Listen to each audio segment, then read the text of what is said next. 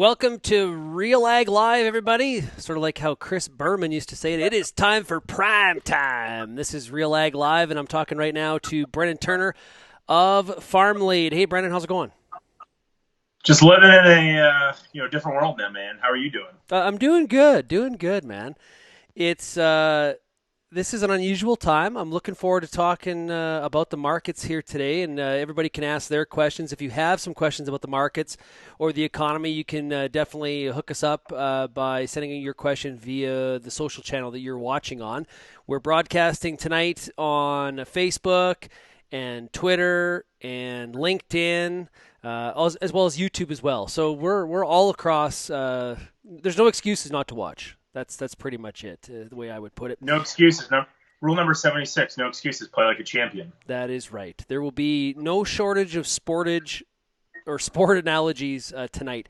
Hey, let's start with this, Brennan. As we look at this market right now, we're right kind of in the middle of this COVID-19 crisis. We've never experienced something like this before, at least in anyone's memory in the current day and age. How do we actually look at this market here right now? Can we use traditional analysis to sort of figure out how this market is trading across the board? Uh, Short answer. This is the worst analyst answer, but yes and no. Yes, and where are some of the technical factors at play? Where are the lines of support and resistance that we're thinking about? I think technical analysis continues to probably be overweighted right now, or should be overweighted, because the fundamentals, we just don't know enough, right? It's hard to guesstimate what ethanol demand is going to be, what livestock demand is going to be like, how many animals are actually going to be on feed, all that, those fundamental numbers that we're so used to knowing, or being pretty close to knowing, that's gone out the window. So, I think technical analysis, yes, still works fundamentally. Things kind of broken. Yeah, it definitely does feel that way. Hey, let's start off the top talking about the commodity that everybody looks to. It leads the market all the time, the way up, and unfortunately also the way down, and that is corn. It is tried and attempted to stay above $3. It seems to be some sort of a support level. Are you buying that support at $3 based on the current conditions? No, I mean, I'm unfortunately bearish at this point. I think, given the hot start that we've seen to planting in the U.S., pretty decent conditions, all things considered. There's going to be debate about what the actual acreage number is going to be. Is it 96, 97, 95, 94 million acres? It's still going to be bigger than last year. And frankly, when you lose as much ethanol demand as you have, we're looking at a world where I think futures are probably going to drop closer to like 250 by maybe the peak of the summer, kind of end of July, early August, when the crop's essentially made. We have a pretty good estimate of what's coming out of the ground, and that's frankly, I think that's the most likely scenario if weather holds. Weather is good to us. That being said, because of all the volatility and all this new investor money that's come into the commodity space, I think if you have a weather scare, you're going to see a lot of volatility to the upside.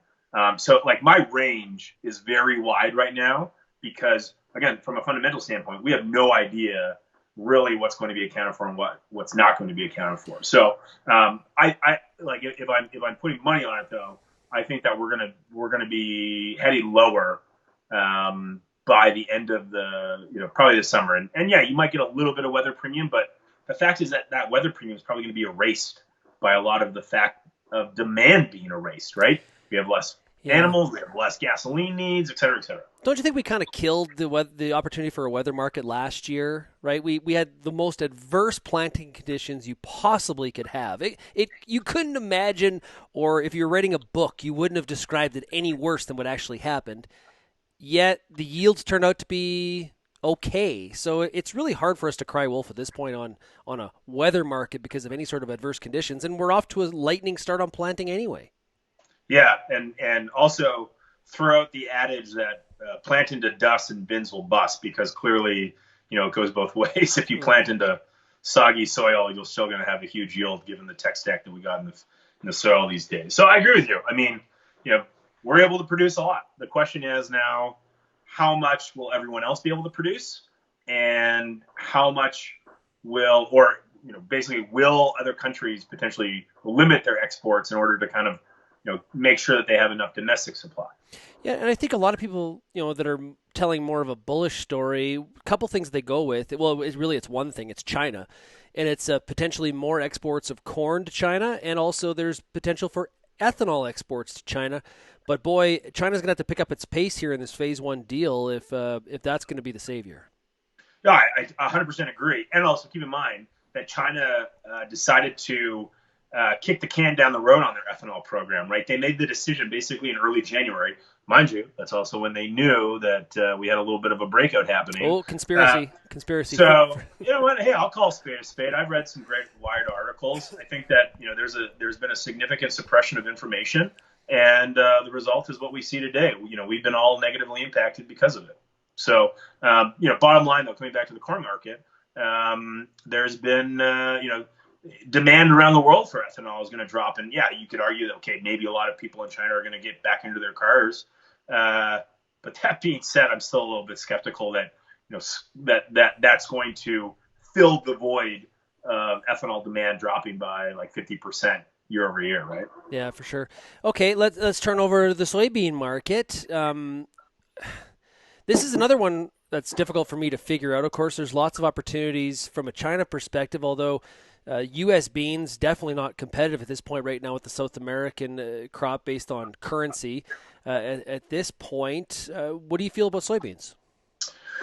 I think soybeans is going to come down to more so livestock feedstuffs demand than it is going to be biodiesel. Like biodiesel hasn't really been, processing wise, hasn't really been hurt too much. Like you look at the USDA's report for March crush, new record for the amount of crush capacity, right? I think, similar dynamic, what you're seeing in Brazil, even the Canadian Biofuels Association talking about, biodiesel demand hasn't necessarily dropped. So I think that's a positive. The bigger question mark is going to come on the feedstuff side of things. So, how much soy meal is really going to be needed by China? Keep in mind that they're trying to build their hog herd back up. Right. But, they don't think they're going to hit the lows in terms of production until probably this summer, maybe even September. So that being said, like in terms of that hog industry coming back to the table as robust as it was kind of pre-African swine fever, that's probably going to be a 2-year process. And so therein, you're still talking about a significantly reduced demand function from a soy meal side of things. But, soy goes into a lot of different things. A lot of different countries are looking to build up their meat and as their emerging middle class starts to come to the table in terms of buying more meat. So I'm less bearish on soybeans, but I still don't think the lows are in if Mother Nature plays nice here. It's hard to get your head wrapped around the whole ASF thing at this point. Of course, we need China to rebuild its pork herd in order for there to be soybean demand, right? Because they're using it as a feedstock. But yeah, I heard reports last week. It was actually Arlen Suderman from INTLFC Stone who was talking about how his contacts are saying that ASF could actually be worse in 20 than they were last year. So I find the ASF one is such a wild card on soybeans. Yeah, I mean it's tough to say because keep in mind that it's not just China that now has ASF, right? It's a lot of other countries around the world. Like if it were to make its way to North America, then there would be a very bearish scenario for pretty much the entire ag industry, in my opinion. We have a comment here from Lindsay Smith. Lindsay Smith? That Lindsay Smith, and I'm not sure where she's going with this, but she says, hey, y'all, I'm sorry I'm late. Brennan is significantly more tan than Sean, which begs me to question, does Brennan have a tanning bed in his house? That's what I want to know. No, just good old vitamin D. Oh. I've got an itch to scratch, and it's to plant something, and so been outside trying to get my hands dirty, get some grime underneath the fingernails and whatnot. So taking advantage of that. What I'm really surprised though is that Lindsay didn't really comment on the hair. I'm kind of disappointed. Hasn't had a haircut in a few weeks, and this is as I told you before, it's the third time I've actually done it in about 8 weeks. So I'm pretty proud of it, and Lindsay will be talking. Yeah, and moving her hands while she's doing it as well. Hey, okay, let's move on to canola. Okay, so we talked about soybeans. Let's talk about canola here. This is another one where there is some real debate discrepancy on what the canola carryout is. Yeah. And there doesn't seem to be a lot of agreement. Companies like Viterra are a little bit on the long side compared to where StatsCan is. And they're adamant about it. I've had Wendy White from Viterra on the show numerous times, and they're sticking with it. What are your thoughts? I think Viterra's wrong. That's first and foremost. I also think that, yes, there's going to be a considerable amount of canola that's coming to the table this spring because of harvest 2019, still trying to get finished up, my family included in Saskatchewan. So that being said, like, I still think that we're going to be kind of around that 3 million ton mark, maybe a little bit above, and dropping into the twos in 2020, 2021. The question was going to come down to, with all this adversity around crop and whatnot and demand functions, how many guys and girls out there are maybe thinking, I won't plant these extra 1 or 2 fields with canola, and maybe I'll play it safe with some like feed barley or a feed wheat or something like that. What about Something that's not lentils? as high risk. Well, lentils. Why? Yeah, lentils is popped up right now. Frankly, we're seeing the best prices we've seen in 3 years or something like that. So anybody that's hoping that we're going to continue to see higher prices, you should first look to if there's a drought in India. Heads up, there's not a drought in India. So that being said, I'm cautious against how much further lentil prices can go. But if you're not making money at 30 cents on small reds or 34, 33 cents on large green lentils, then you got to figure out some penciling there on the cost of production. So you're basically saying that on the 20 crop that we're going to lose some of those fringe acres. Maybe a little bit more thought out there in terms of maybe executing a little bit better of rotation, so to speak. Maybe I don't know how low canola acres could dip, but that could have a factor on acres. I think you're onto something there. No, I think if let's put it this way: if you took roughly 40,000 farmers in Western Canada, and every single one of them planted one less field of canola, right? You're talking about, we'll just call it 100 acres per. That's a lot of canola acres that all of a sudden come up. I don't think it's going to be that much. Let's be honest. But seeing canola acres maybe drop by 1 million, probably not too far of a stretch of an idea. I'll buy that. Chris asks, what about lamb? We will not be discussing lamb on tonight's broadcast. Though, hey, Chris, you can contact me, though. I've got a great recipe for a nice roast. Yes. I love lamb burgers. I will say that. But they're top notch. Yeah. And we know some people that could hook us up. Yeah, that is true. Hey, Sid asks, what are your thoughts on the off-grade canola market, feed wheat market, towards spring harvest crops? Okay, so this is a clear scenario of, am I getting good money for what I'm taking off, right? First and foremost, just pay a little bit of money to go get the quality tested, because then you're going to have a lot of debates from people about what your quality is, and if you pay for the test at like 1 or 2 independent labs in addition to sending your samples around, the point is that you're going to be better off. You're going to have at least kind of a benchmark that everyone else should be playing off of.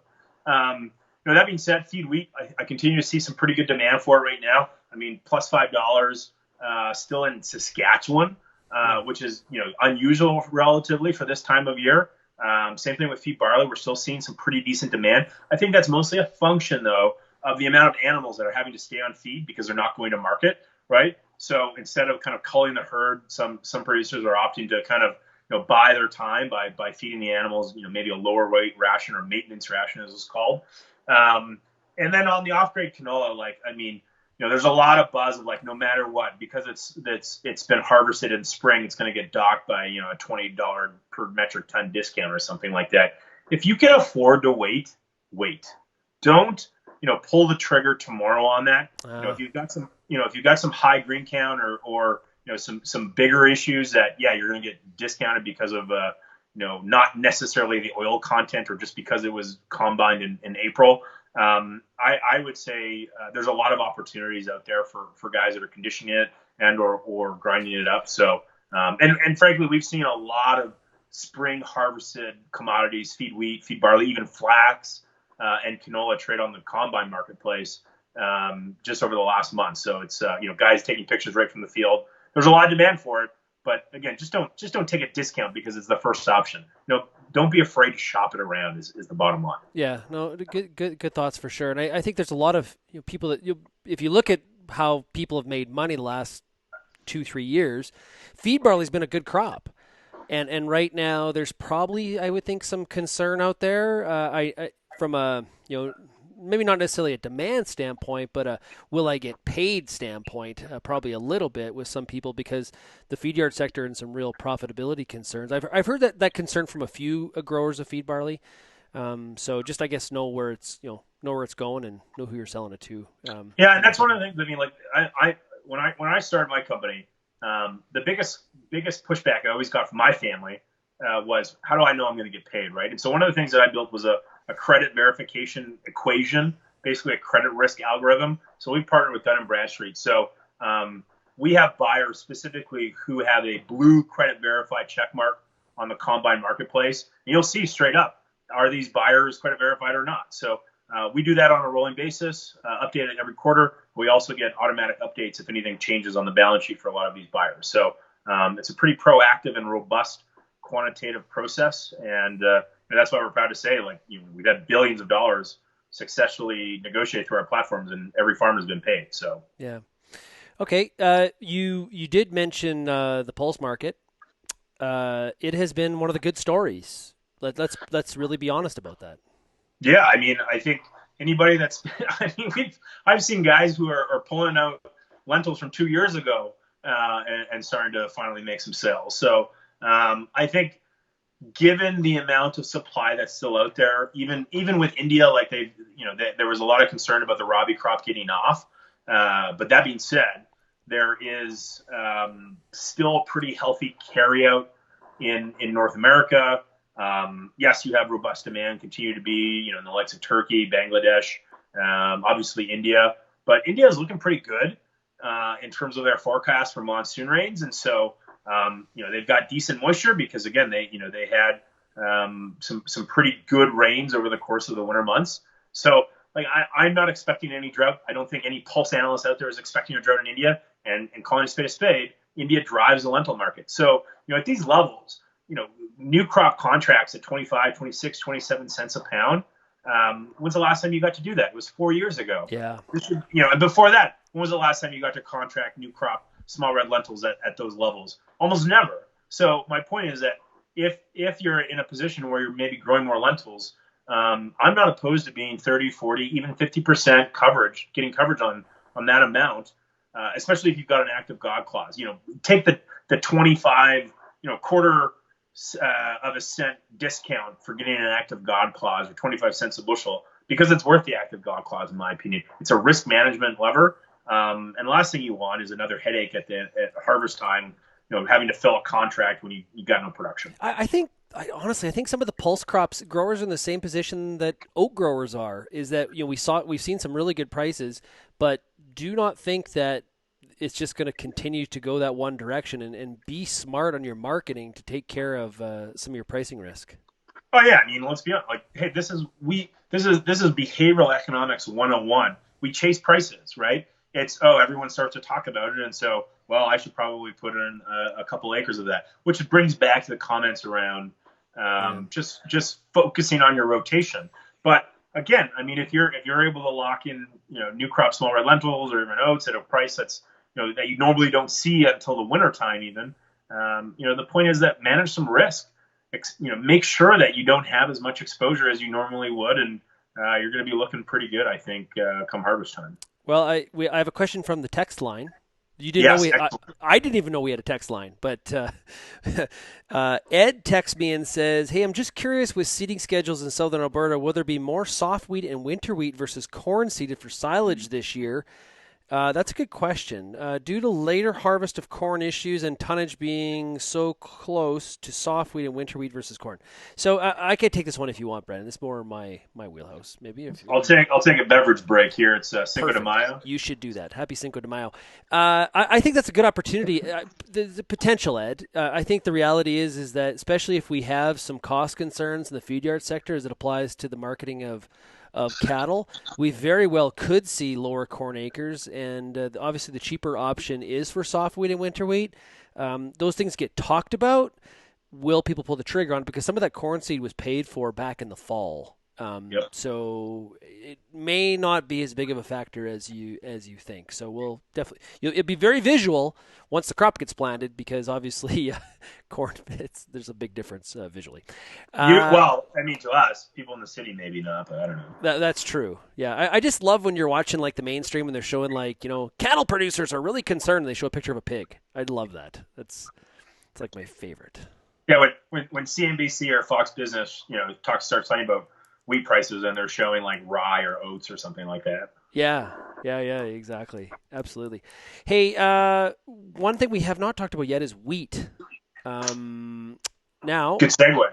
yeah, how about that? What are your thoughts on the wheat market?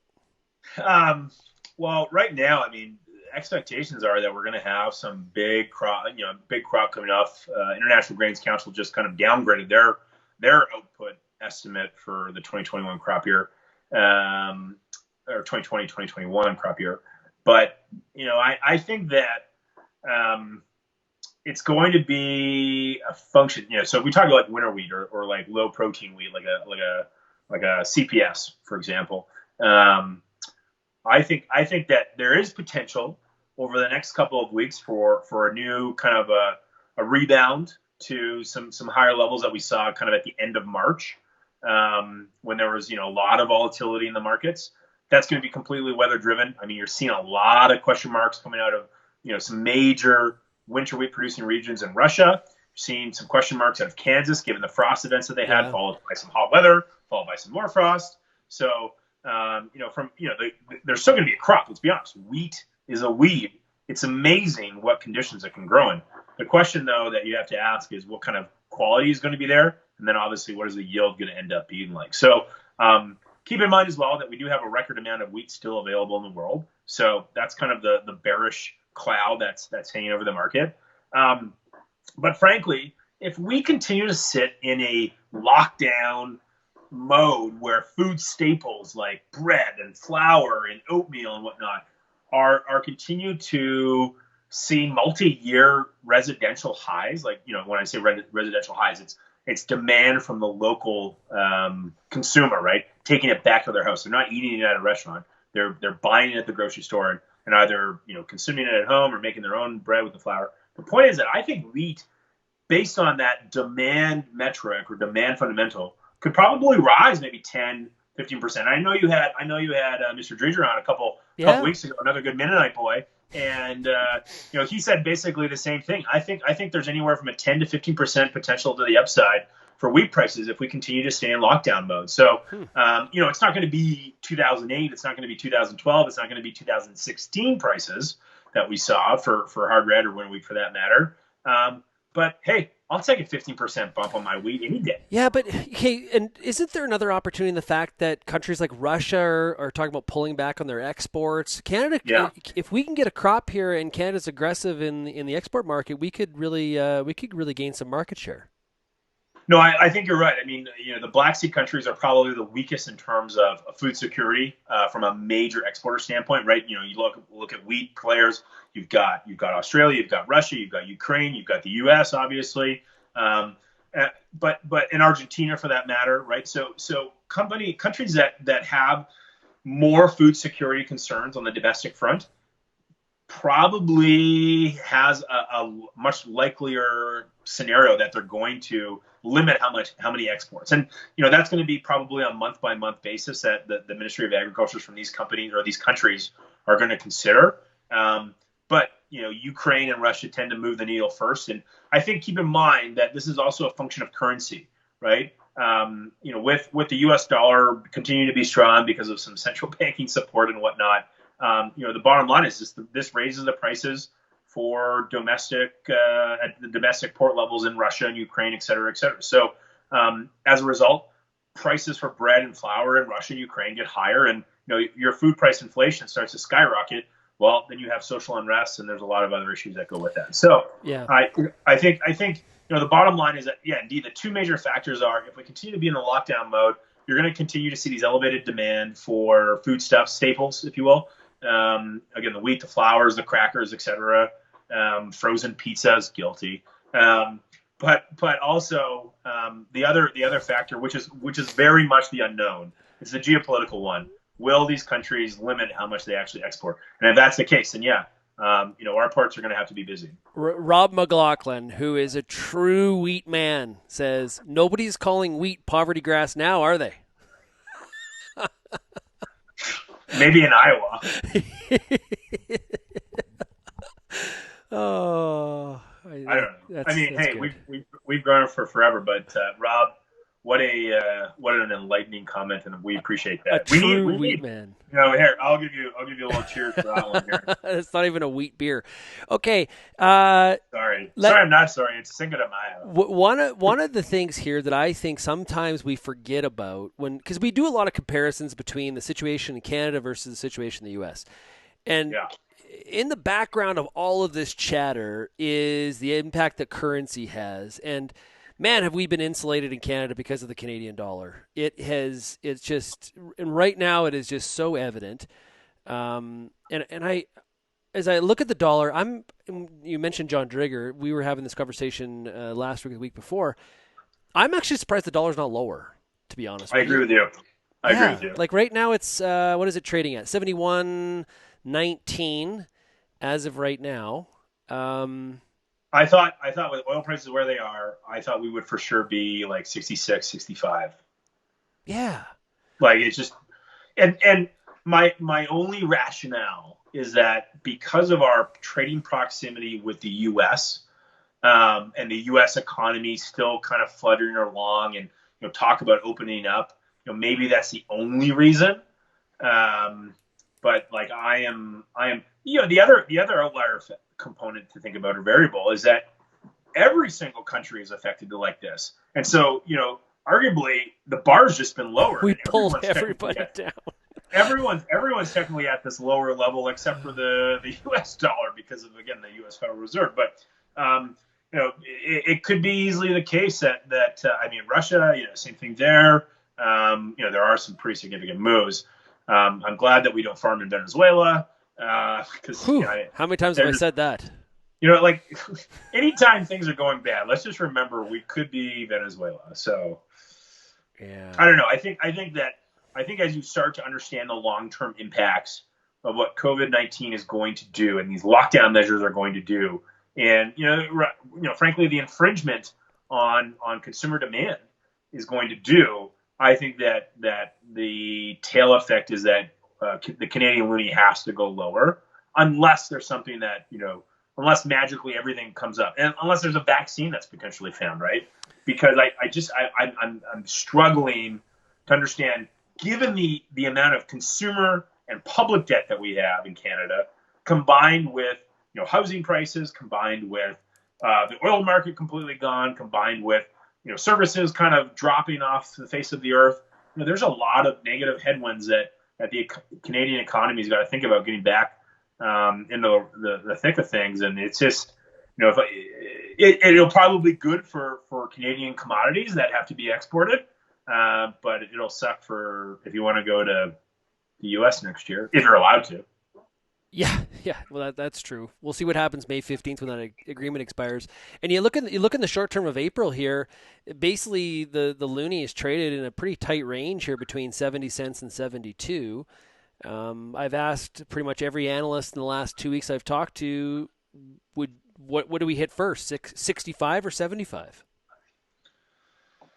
Ooh, I think 65. I mean, oil. There's no more oil market in Canada, in my opinion. So when you lose that 11% of GDP, like, it has to drop. I agree. I'm right there with you. But I don't know. It seems to be behaving differently. I think for the livestock sector, they are, they didn't get a lifeline from the government today, but one of the lifelines they may get is the fact the dollar does drop to that sub 65 level. That would be a welcomed thing for livestock exporters. Yeah, I mean, we look a lot more attractive to the likes of China or Korea or anybody else that's looking to maybe buy a little bit more protein. So, Well, hey, uh, just like South America has done well with their currency into China, is that's been a big factor. record exports, right? Record prices equal record exports for some reason, and it's like, um, I don't think it's going to stop. I think we have to continue to look at Argentina and Brazil, Uruguay, Paraguay, Chile as some of the probably the main competitors in a lot of the foodstuffs that we're producing. Keep in mind, like Argentina, Chile, large Kabuli chickpea, or sorry, not Kabuli necessarily, but large chickpea growers. So those are the producers out there thinking about growing chickpeas. The South American countries are starting to have a little bit more demand in those markets, and so Yeah. you just got to keep your eye on these things. And it's not like you have to create a Google alert to be notified of anything that says Argentinian chickpeas every day. But it's something to be mindful of. Yeah, for sure. Hey, everybody, this has been a lot of fun. Really, really appreciate it. Thanks a lot for your comments and questions. It's been great. Hey, Brennan, if somebody wants to find out more about FarmLead or Combine, where do they go? Where do they find out? Yeah, so I mean, you can go to farmlead.com for the FarmLead breakfast brief. It's my commentary. I write about 3 times a week. Just it's free. We've got about 60,000 readers globally to it, and there's a Friday recap on realagriculture.com that I There also do. is. But if you're looking to buy or sell grain, oilseeds, pulses, and even hay, forage, straw, etc., you can go to our brand new, completely free marketplace, combine.ag, spelt kind of cheeky with a Y. So, Creative. while you're combining the Harvest 19, make sure you put it onto Combine. Absolutely. Good stuff. Hey, Brennan, thanks a lot. I really appreciate it, bud. Cheers.